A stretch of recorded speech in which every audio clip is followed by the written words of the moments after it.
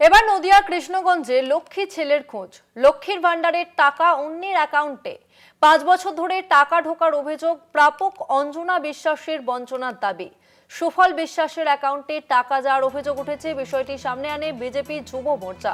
সুবল মজুমদার রয়েছে আমাদের সঙ্গে ফোন লাইনে। সুবল, কি অভিযোগ সামনে আসছে? দেখো, অভিযোগ হচ্ছে 2021 সালে অঞ্জনা বিশ্বাস নামে এক মহিলা, তিনি আবেদন করেছিলেন লক্ষ্মীর ভান্ডারের জন্য। তারপর থেকে আজ পর্যন্ত কিন্তু তিনি বারবার ঘোরাঘুরি করলেও সদুত্তর পাননি বা তিনি টাকা পাননি। অবশেষে পালাবদলের পর সেখানকার বিজেপি কর্মীরা তার এই যে লক্ষ্মীর ভান্ডারের আবেদনের নিয়ে খোঁজাখুঁজি করতে দেখা যায় যে তার অ্যাকাউন্টে প্রতি মাসে টাকা ঢুকেছে। তারপরে মানে তদন্ত করে তারা জানতে পারে, সবকিছু বের করে জানতে পারে যে টাকাটা ঢুকেছে সুফল কুমার বিশ্বাস নামে ওই গ্রামেরই এক পুরুষ, যার অ্যাকাউন্টে এই টাকাটা ঢুকতো, এবং তিনি ওই এলাকার তৃণমূল কর্মী বলে দাবি বিজেপির যিনি বিধায়ক আছেন তিনিও।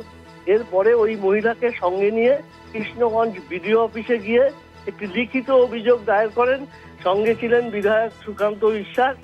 তিনি বলেন যে এইভাবেই বিভিন্ন জায়গায় লক্ষ্মীর নাম করে নারায়ণরা টাকা তুলেছে।